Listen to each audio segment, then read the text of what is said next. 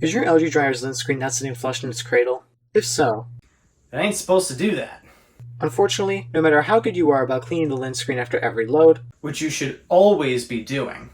or whether or not you go the extra step in deep cleaning with a lint brush or vacuum every once in a while, or with the way that these lint traps are designed, some lint is inevitably going to get past the trap, and that excessive buildup is what causes these gaps like we see here, which only serve to make the problem worse. All things considered, my dryer isn't too bad, but it's best to tackle this problem as soon as you notice it, because excess lint in a dryer is not something you want to let build up over time. I was first made aware of the fix I'm going to show you in this video from a video I found on Instagram, and I'll be sure to put the user's Instagram handle in the description of this video if you want to see it for yourself. But today, I'm going to show you a detailed walkthrough as to how I went about addressing the problem based off the methods I found from that Instagram reel. So without further ado, let's get started. Before we begin, it is worth noting that I have an LG DLGX 4001 model of dryer. I believe the steps in this video can go for other LG dryers as well, but I'm not fully sure on that. If you have another brand of dryer, then this guide may unfortunately not be of much use to you. Anyway, my dryer has 2 screws in the front and 3 screws in the back of the lint screen, inside of the drum, that need to be removed in order to free the lint trap. Now that I've shown you that, let's get on with the repair. Alright, so here we go with the fix. Let me just back this up a little bit so you guys can kind of see everything at the start. It is good to make sure that the dryer is unplugged before you do this so that you avoid the risk of electrical shock during this process. Obviously, we have to take out the lint screen. If you haven't done so already, make sure this is clean. It should always be clean at the end of each cycle, like I said before. But, yeah, so let's get our Phillips head screwdriver. Start by removing the 2 front screws.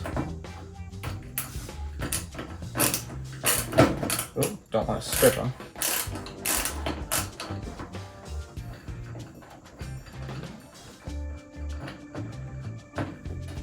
Sure, we set these in a safe place. I'll just put mine in the lint screen since that's going to be on top of the dryer here. Now for the other one.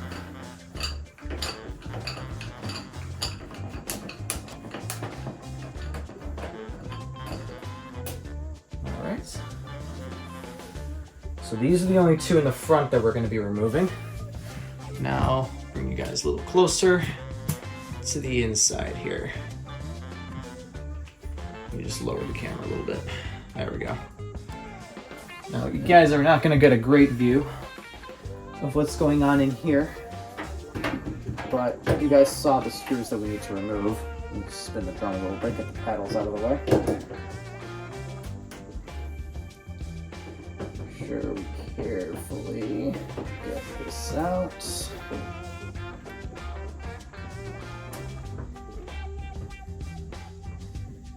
And okay, so something I didn't think about with this but makes total sense is that these screws on the inside of the drum might have lint on them as well. So good to take that into consideration.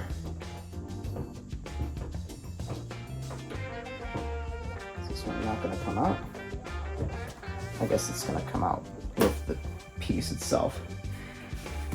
Any lint I find, I'm just going to end up putting in the drum, but I brought a vacuum with me, so we're going to vacuum all that up when we're done. So do not worry about that.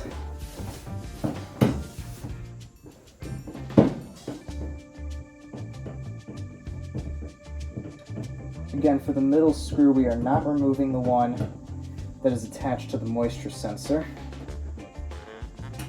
I couldn't get the other one to fully come out. It's just sitting in there right now. But when we take this assembly is moving out now. So when I remove this last one, we can take that one out too. Paddle again.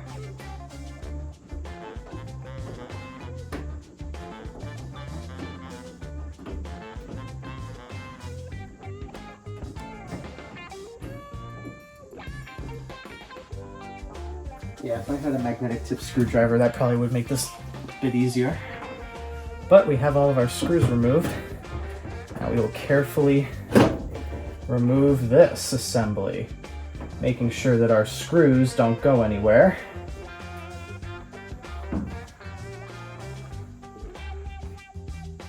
I'm actually just gonna keep those in there.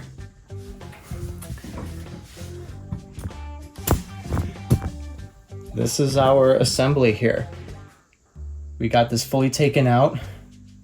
Again, mine is pretty clean, but if your lint trap is not sitting correctly, chances are you have a ton of lint down here. I did a brush cleaning not too long ago, and it didn't look like that it was very effective before I did it, but I mean, looking at this now, it looks like I did a great job.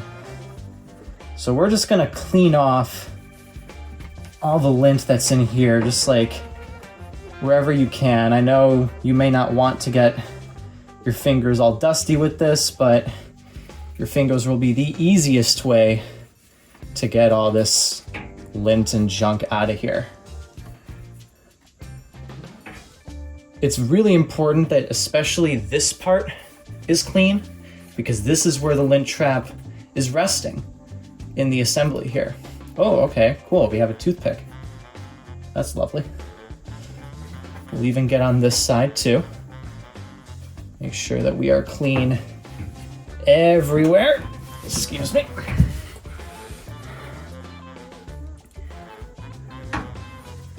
It's probably a good idea to inspect the gasket on here too. Mine looks to be in good condition. This dryer is also only about a year old at this point, so it really hasn't had a lot of time to get dirty. Let me move these screws out of the lint trap so I can show you what I mean. So, move the camera back again. This is the view of the lint trap from the door. So this is what's facing the door when it's actually installed. We put in our lint trap. It's a little difficult to do this one-handed like this. As you see, it just sits right here. So if you had a ton of lint buildup right here, the lint trap wouldn't be able to go down fully. But as you see, I no longer have that gap that I had here before. I mean, on the sides, there's still a bit of a gap, and it doesn't look like there's much I can really do about that, but it's not sitting up anymore. At least as much as it was. I think just with age, sometimes this is gonna end up warping because, I mean, it is plastic in a environment that gets really hot really fast. So over time, this is probably just gonna end up warping. So it's not gonna be perfect, but it is much better than it already was. And we negated a hazard by removing all this lint from the bottom here. So very good stuff. I'm gonna take out the trap again. These were the screws that I was talking about, by the way. These ones are a bit stubborn and don't really want to come out, but there is a lot of lint in there. Let me see if I can just...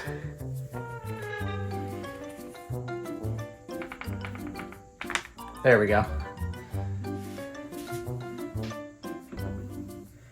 Nice thing is that oh wait, are these screws the same size? Yeah, they are. Okay, and the screws are magnetic, so if I had a magnetic screwdriver, then that would be really easy. This one will come out too.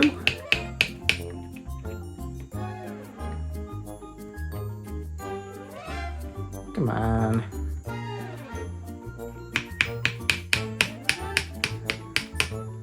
Alright, this one's just being stubborn, but whatever.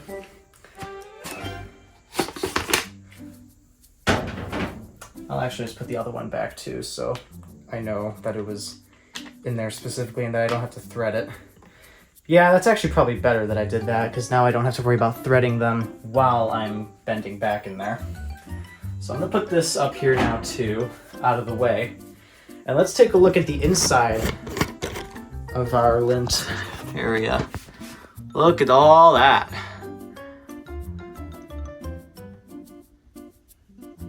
Let me actually grab a flashlight, it'll make it a little easier for you guys to see. Take a look at that. Look at that piece right there. That is all one solid piece of lint down there. We got one big chunk right there. But yeah, that is all one solid piece, and it's making its way over to the exhaust vent. That's what that hole is all the way on the left. That's the exhaust, and we don't want it to go there. I mean, ideally it's not in the dryer at all, but we definitely don't want it to get stuck in the exhaust and clog our hose. So we're gonna remove all of that right now. Like I said, I have a vacuum, so I'm actually gonna put the camera back on the stand real quick and get to the vacuum, and we'll take care of all this. All right. I'm actually just gonna pick that one piece out with my hand. I'm gonna see if I can grab that other bigger one too, actually, with my hand. Because I don't necessarily want the vacuum to pick that up. If I can avoid it. Ah, success! Oh man.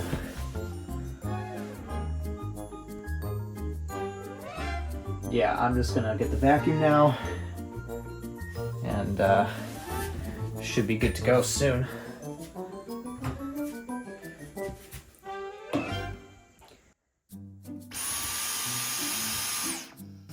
Okay, yeah, those are a little too big for the vacuum to get, but the vacuum should be able to get here.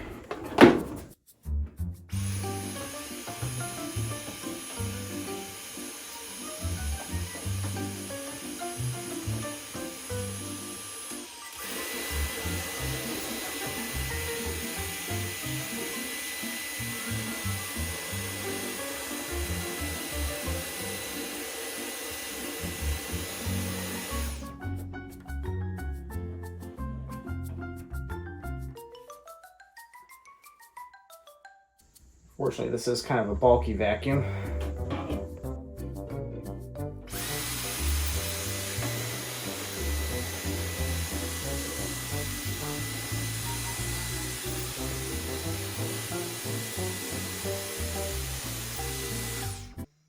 What is good to know though is that if you ever need to do a repair with a moisture sensor, this is a way that you can access the wiring for that.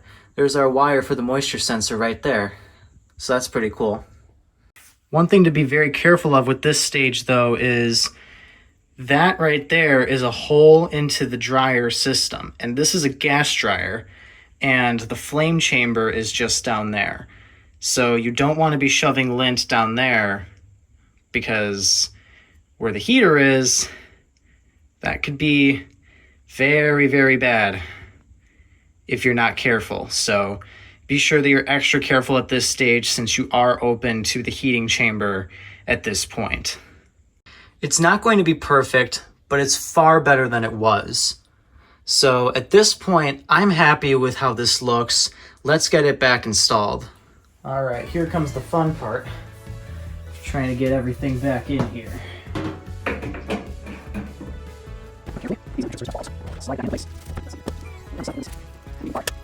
I'm gonna start by putting in the middle screw first, because if that one's lined up, chances are that the side ones will be lined up too.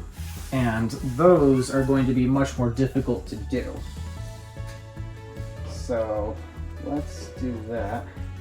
You know what, I'm gonna put this on the back of the drum so I have a direct light. There we go. I didn't have a magnetic screwdriver, but I had a magnetic light.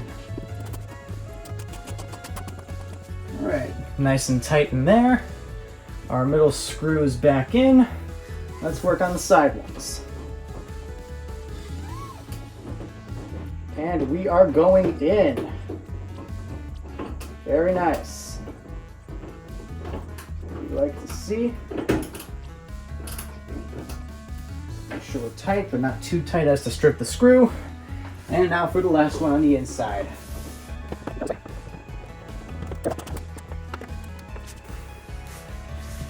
We were struggling to catch in there at first, but made it work. All right, now for our last two screws in the front here. Let me take out this light because this thing is blinding me now.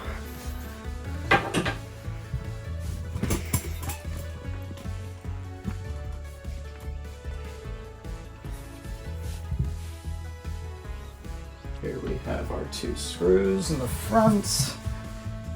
Looks like everything is lined up good, as it should be, because we did take out these ones first, so they should be the last to go in. Are we not lined up here? What's going on?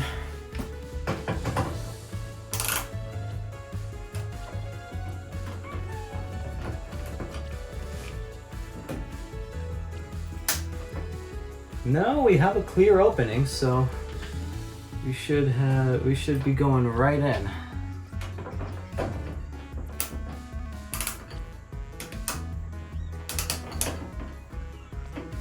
Maybe it only likes little increments at a time.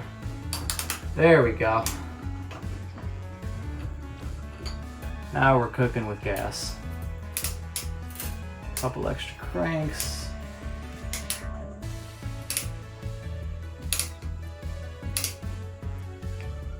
I don't believe this is a torque driver, if anyone wants to know.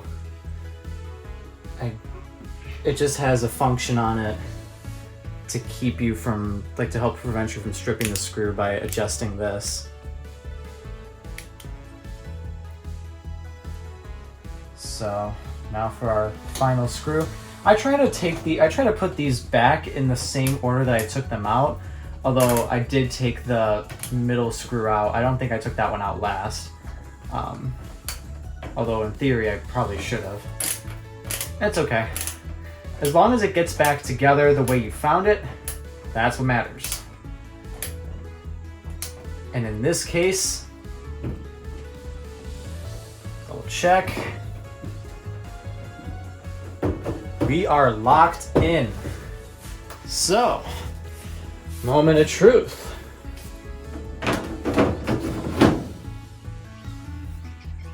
Beautiful.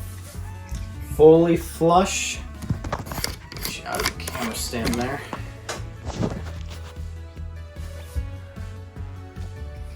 Like I said when I had it out, it's not going to be perfect, but it is much better than it was. And we removed a huge chunk of lint from beneath here that otherwise I might not have been able to access. Actually, no, I wouldn't have been able to access it because the bars on the bottom here were blocking the access to the exhaust hole. So I wouldn't have been able to get that giant chunk out without removing this all. So yeah, nice and clean now. Don't have any concerns about our exhaust. We are good to go. Oh yes, and before I forget, I did do a thorough vacuuming of inside the drum here.